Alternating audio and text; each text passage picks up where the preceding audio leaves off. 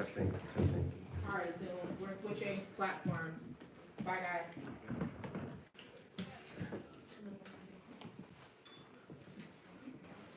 All right, Section 2, when you're ready. I'm a two-man panatir. I'm a Panatir. Sawek two-man panatir. Sawek Tuamintin Panatir. Audua uma. Audua Uma. Keti pa heru. Keti Paheru. The translation is thus. Give thyself to God daily, keep yourself to God daily, and may tomorrow be as today. We give homage to the Creator, who is like our Father, who is like our Mother, who is everything we can perceive, and everything we cannot perceive, who is everything, yet is no thing, who comes to us in the form of the Neteru Ra, who is the light of the heavens, the light of the inner planes, as well as the light of our lives, who shines the light for us on the path of Ma'ati, which is the path of truth, justice, righteousness, and harmonious balance, who comes to us in the form of the light of vitality, giving us the strength and endurance to live and act upon that which we know to be true.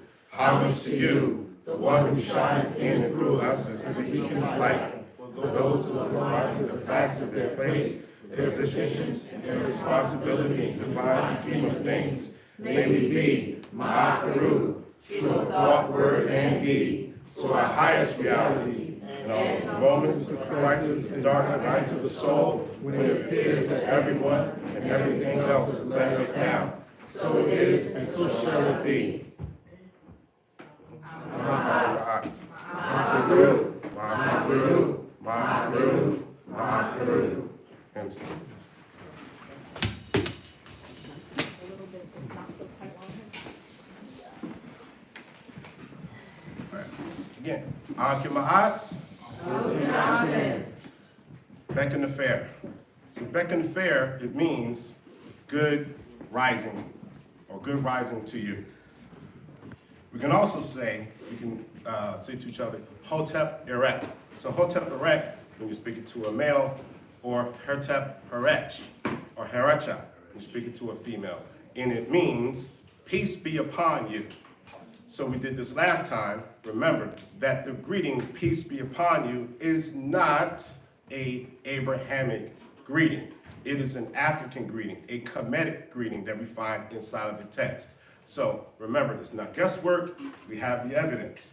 So if you still say Hotep, it is still in proper order. However, we primarily use Ankh-Ma'at, which is in saying that we are living in truth. That's how we greet each other. So today, we're going to talk about the connections between your thoughts, your words, and your actions, and the effects thereof. Because we know for every action, there's an equal and opposite reaction. Right. So let us begin with the mythology. Mythology is extremely important because mythology expresses or encapsulates the psychology of the people. So let me say it again. Mythology encapsulates the psychology of the people. It crystallizes the values, the mores, the morals, the ethics, and the taboos of the culture. It tells you the axiology. Axiology, it means the study of values. So that's why it's important. Read mythologies, but read them not to look for the literal meaning, like, hey, this actually happened, per se. There's a saying that mythology are things that never happen but always are. Okay? So in this particular mythology, it is Ra explaining how he brought things into existence.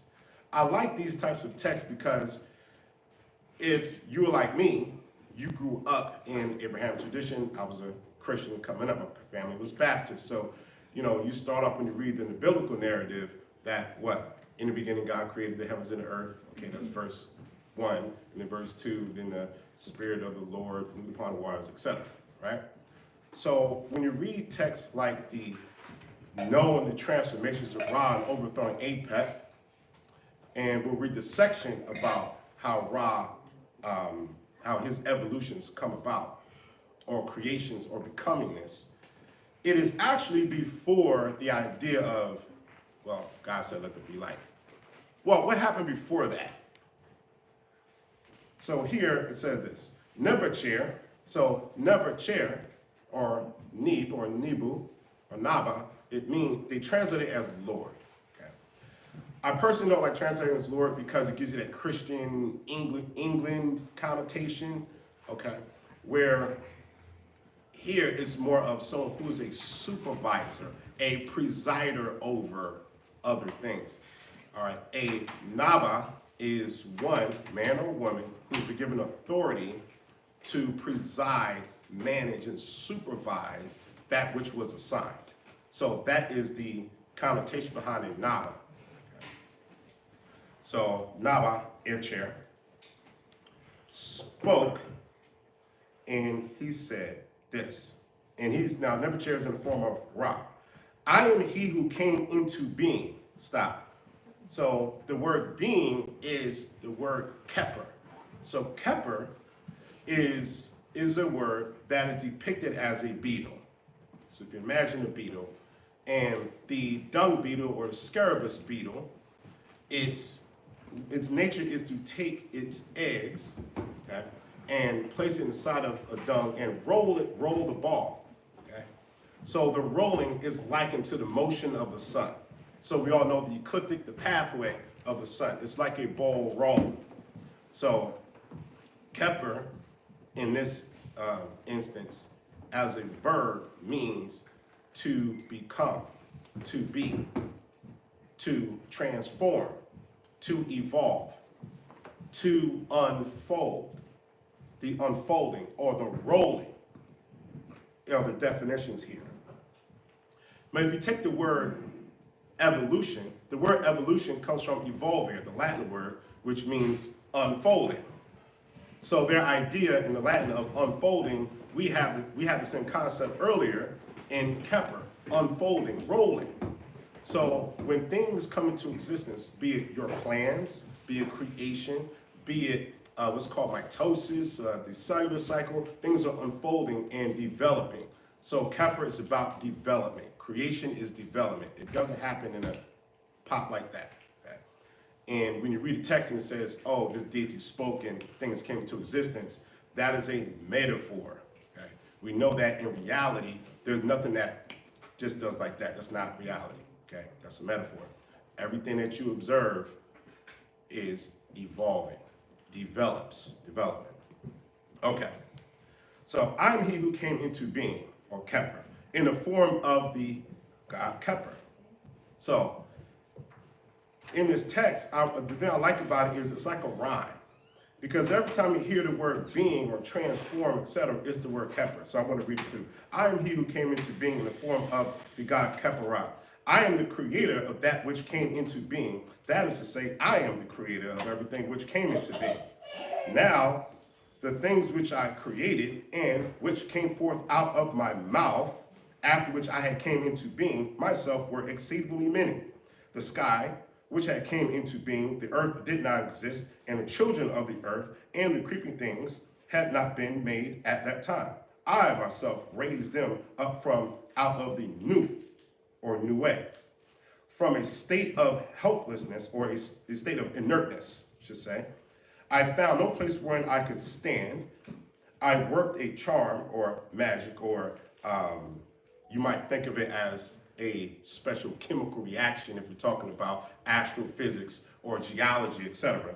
Because see, if you are a chemist and you lived, say, 500 years ago, and I took, say, baking soda and what's the other one? Yeah, baking soda and what else? H2O2, which is hydrogen peroxide, okay? Put that together and you get this fizzing kind of reaction, right? And I'll put some food coloring in there, some like red, right? So if you're in school, you say, oh, that's lava. So you remember that project? Well, if I lived 500 years ago, they would call me a warlock, okay? So those people were chemists, people who had knowledge of how chemistry works.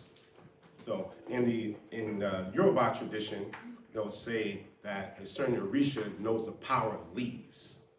So if you know the power of leaves, that means you understand the chemical composition and the reaction thereof with other chemicals and compounds. Okay? So back to this here. So it says, I worked a charm, I worked magic or heka. That means that there's chemical reactions and things that are occurring that bring about other forms. Okay? All right. I work heka or charm upon my heart or will or ab, okay, which is the mind. They'll translate it as heart, but it's the mind. I laid the foundation by ma'at.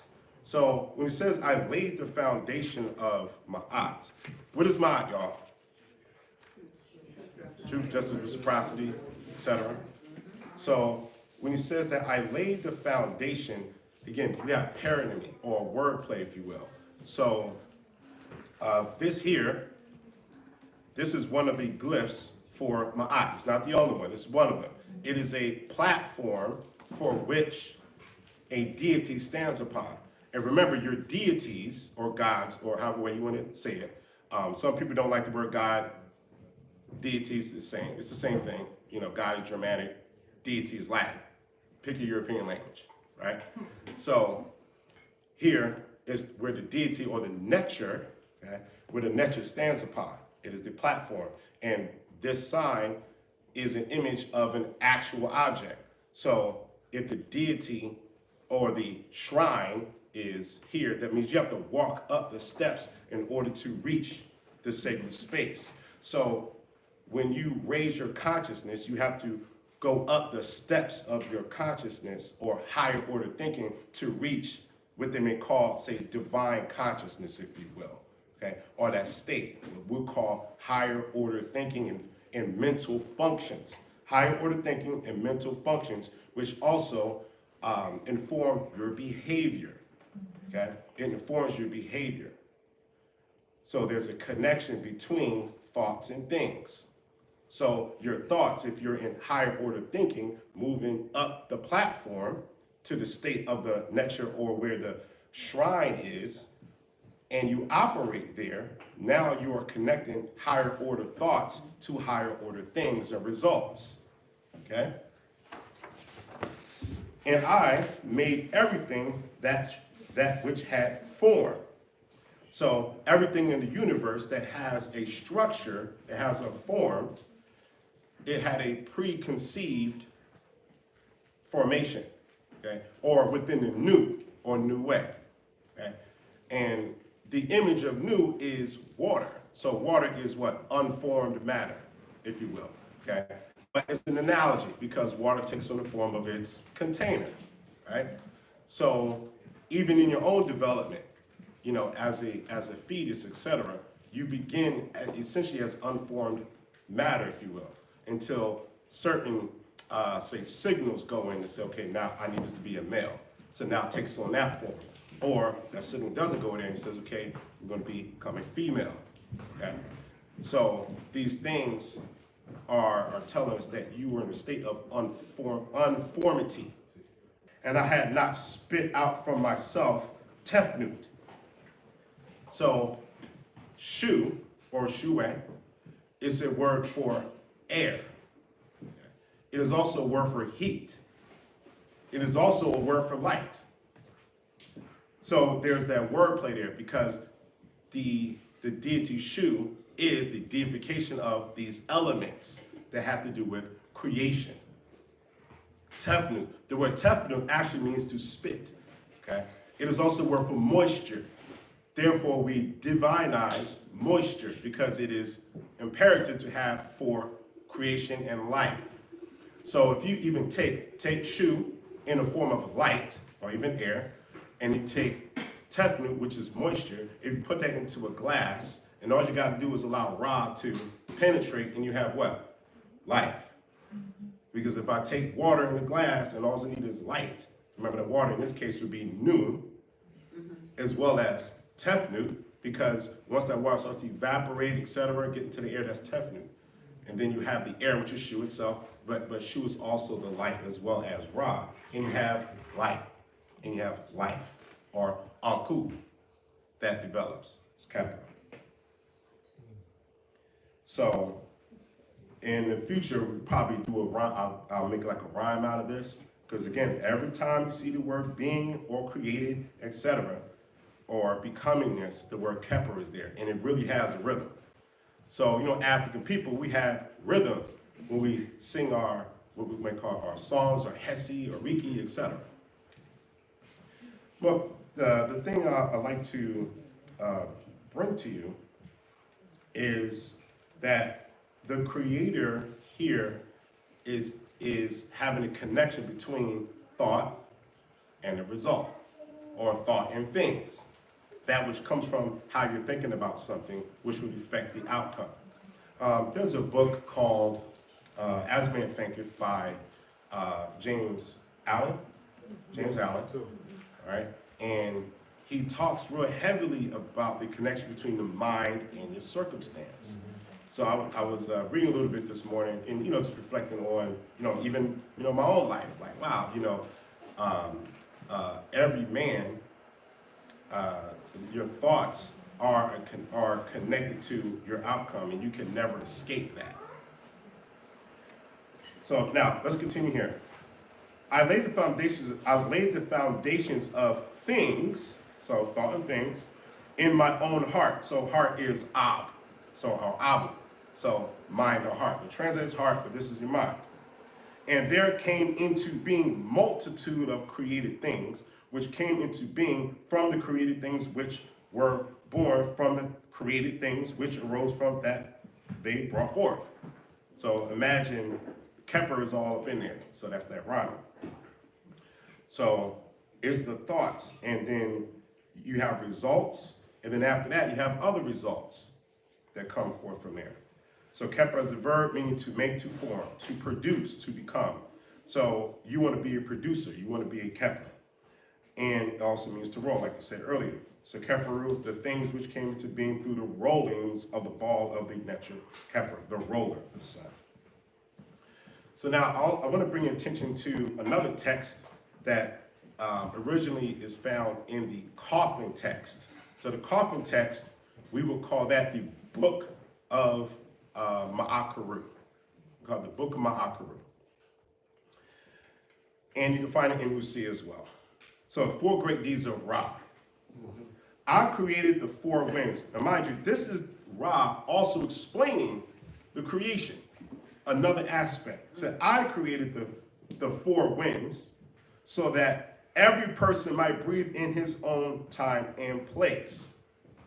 So what is this? Everyone has a right to life. Everyone. This is our paradigm.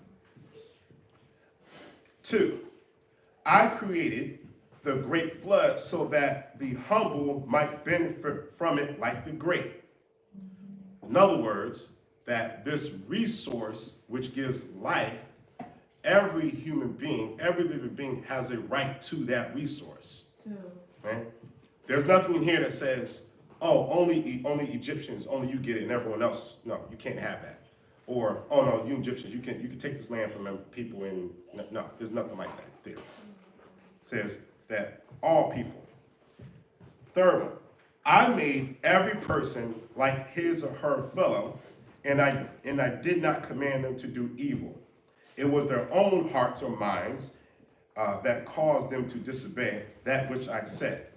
And what he said was practice ma'at, practice truth and balance, and open-handed sharing with everyone else. So interesting, the word there for fellow is the word sinu. Okay.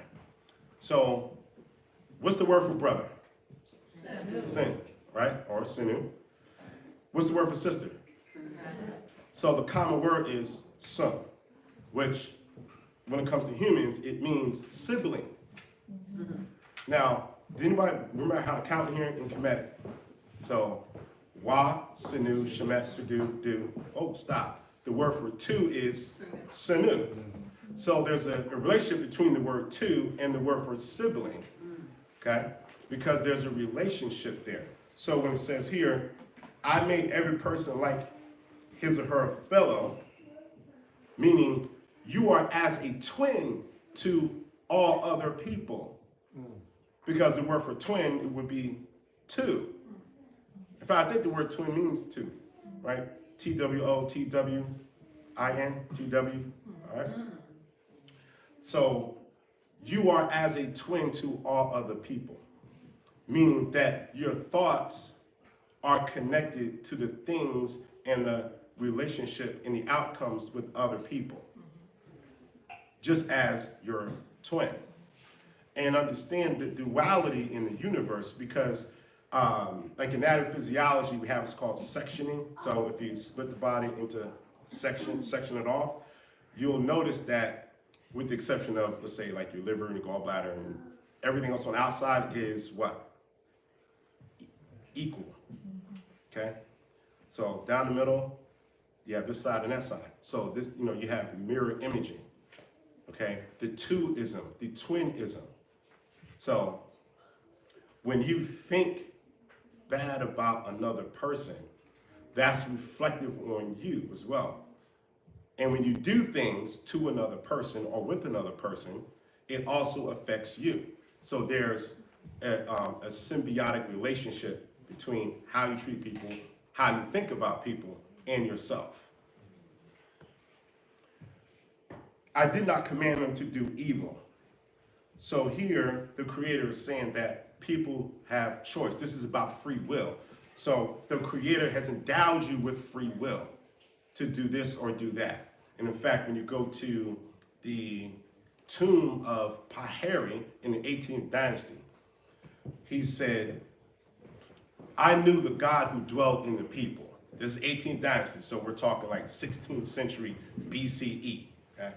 I knew the God or the nature who dwells inside the people. So we already had the conviction that the Creator lives or is in a part of all of us. It's in the text. We don't have to speculate. We can go directly to it. The records are still there. And then he goes on to say, I knew this from that, meaning he has a power of discernment between thoughts, things, and their connections. I made the hearts, this is number 4, I made the hearts of men and women so that they would not forget the West or the afterlife, and so that these sacred offerings might be made to the divine powers of the district. All right. Why is that significant? The Creator is telling you to do ancestor veneration. Okay? Let me say it again. The Creator is telling you to do ancestor veneration. So there's not a thing, oh, well, these are dead people. Okay? They're not connected to you. Where we have a dominant culture that says that you are disconnected. So the European ethos focuses on analyses. So analyses means a separation of things, where we do syntheses, which is bringing things together. Okay? So our ancestors are always a part of us because we are a family. So when you put food on a small plate or a big plate for the ancestor, that is the idea of you're sharing. That is ma'at, because see, ma'at is about sharing, because if you eat, or if you don't eat, that means I don't eat. If you eat, that means I eat. If I eat, that means you eat. That means you have sustenance. You are getting ankh, okay? So your ancestors who are in Aku, okay? That's one of the words for ancestor. And Aku or Akhet. In fact, there's a text that is called the Onomasticon of Amenemopet. It's from the 19th to 20th dynasty. Think about an encyclopedia. It's an encyclopedia, but in this case, it's a word list. So it is a word list of everything in the Kemetic worldview, everything that they see as agent. So you start with the most important, and then next category. So it's a word list. There's no explanations like an encyclopedia. So the first category is things in nature. You would think the word nature would be there, but no, the first category is things in nature. So the sky, the different words for the sky, the moon, the different words for the moon, the sun, the different words for the sun. Okay, water, the different words for the water. Meaning we prioritize spirit and nature. The next category is nature, naturette. It gives the male, female for everything. And then they make a distinction between a dead person and a spirit. Found that interesting. So you have Ak and Akhet. So that is a venerated ancestor. Okay, and then someone who may not, we have to look more into it to ascertain some of those subtle differences. Let's continue with connections between thoughts and things, actions and outcomes. There's a text that I highly recommend that you read, because all cultures have their stories. There's stories that teach you significant life lessons. One of the most popular ones in ancient Kemet is called, Egyptologists call it the tale of the articulate peasant. Anyone ever heard of that? The tale of the articulate peasant. Look that up, please read it.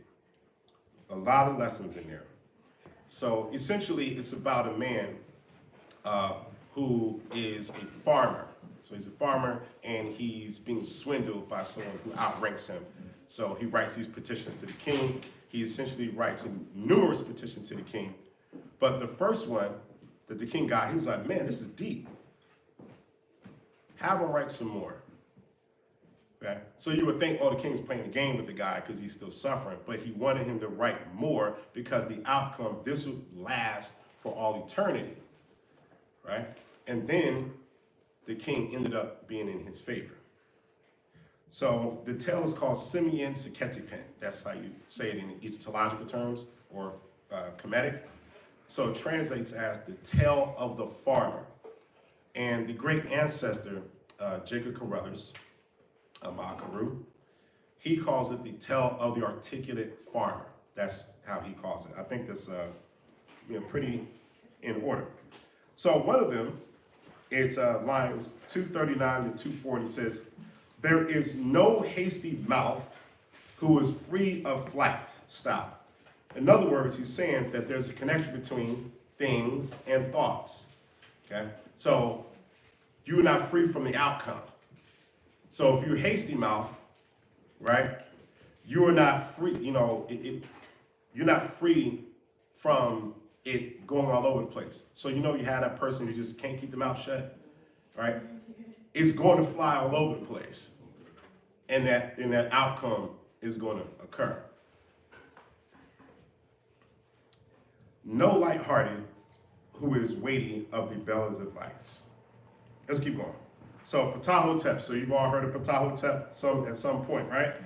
So Maxim 8 says, if you farm and there is growth in the field, and the netcher puts it greatly in your hand, don't let your mouth get sated beside your neighbor. Okay. So you have these thoughts, you have this outcome, so you're putting effort into your endeavors. Now you have abundance. So Ptahhotep is saying, basically, don't go flying off at the mouth and saying you're better than everybody because you have these things, because the netcher gave it to you. And while we know these are metaphors, it's also a way of keeping you humble. Okay? Because if you have no authority above you, or if you have ideologies such as atheism, agnosticism, even Satanism, which according to Mwalimu Barudi in his classic book, Your Reason, he says they all have the same paradigm. Atheism, agnosticism, and Satanism, because all three of those say that I have nothing above me. I have no accountability. I can do whatever I want and that's it. Right? That's dangerous, because if you are having authority and you have no idea or no thoughts of not being accountable to something, then you could run amok. Please get that book, Your Reason, to go into detail. Don't let your mouth be sated beside your neighbor. Quiet makes for great respect. So someone who is humble, very active, that person gains respect. As for the man of character who owns things, he gains like a crocodile in a council. In other words, people who may be more authoritative than you are, or higher positions, may grant you things because of your humility. Okay? Connections between thoughts and things, or actions and outcomes. Let's go to number 9. If you are lowly, serve an accomplished person. In other words, if you're just starting out, You're starting out in a company, you're starting to, say, a temple, you're starting an institution, you have an idea, an LLC. You want to, say, serve or ask advice from someone more accomplished than you. That's the context here. Let your conduct be good before the next with regard to the one you know was little before. Don't get big-headed regarding him because of what you know about him before. So what he's saying here is you may come across someone who's in authority, but that person was started off at the bottom, now we're here, right? Started off, but you know that person may have had problems in the past. So now that person worked through it and worked him or herself up. But Tahotep is saying, don't then come like, yeah, man, I remember 5 years ago you was trash, da da da da. Okay, why are you bringing that up? Why are you pushing that? Okay. So that's what he said, don't get big-headed regarding him because of what you know about him before. Okay? Respect him for what has happened to him. Things, watch this, things do not come of themselves. Stop. That's that connection between thoughts and things. So things don't come about of themselves. Things come about as a result of your mind. Okay? It becomes about as a result of your thoughts. It is their custom for one day they love, for the one they love. As for overflow or abundance, it collects for him itself. So in other words, so thoughts and things. So the more thoughts you're putting into, say, your projects, etc., then it'll start to work itself out. Is what I'm saying here. The nectar is the one who made his accomplishment. So again, you're attributing your abundance to something greater than yourself here. So that's the humility. Intervening on his behalf while he was asleep. So you putting out things, you putting out work. So while you're not looking, the nectar spirit is doing things on your behalf. So the more you do with spirit, the more spirit will multiply your abundance. Okay, let's do one more. 10. Everybody all right? Am I going too fast? We're good. All right. Follow your mind as long as you exist. So this is Ptahotep. The word there for mind is ab again. Some will translate it as heart. Okay, but heart and mind are one and the same. Okay? So technically you think with this, you don't think here.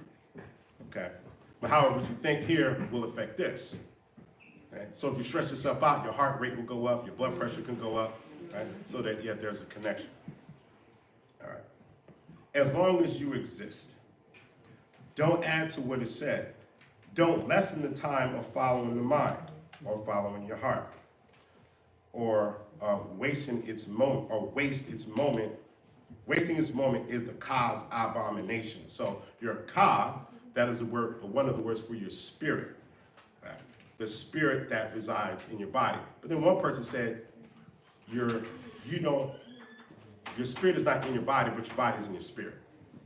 So I found that pretty interesting, that you exist inside of spirit.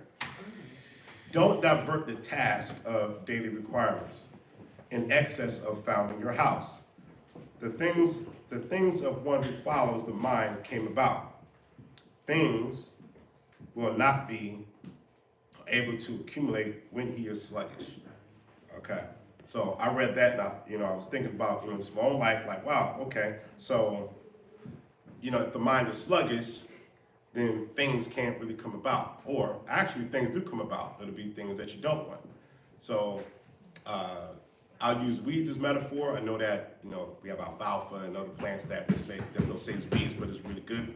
But things that are growing that as a result of you not cultivating. Okay? So I thought about this this morning, like, man, what kind of things am I doing or not doing that can bring about the results I'm looking for. Okay. So, keeping in mind, there's a connection between the thoughts, things, actions, and outcomes. Connect them together. Think about your fellow human being, your fellow African, as a twin of yourself. That person looks like you, but looks like you not necessarily just physically, but looks like you spiritually. So we're all twinning. your fellow person, understanding that Ra has given us the winds equally, has given us the floods equally, and use those as metaphors for your abundance and resources, and that we should all use them together, use them to help each other accomplish, our goals. One person may not have a skill, you have the skill. Help that person out because of your fellow man or woman or brother or sister or father or brother or son or daughter is in need, and that means you're in need. That person has, that means you have. But if you have to make sure the other person has. And sharing bread with each other, sharing food and resources, sharing laughs and happiness, etc. All right, thank you for listening. Do I let you?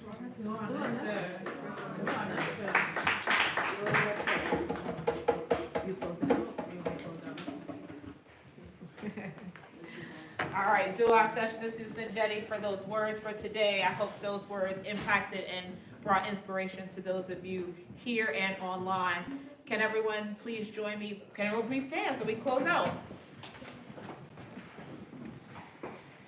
Arms up at a 90-degree angle. Let's say, Shemi Mateb. Shemi Mateb. Dianu, Uncle Jastaneb. Dianu, Uncle Jastaneb. Brothers cross right over left, sisters left over right.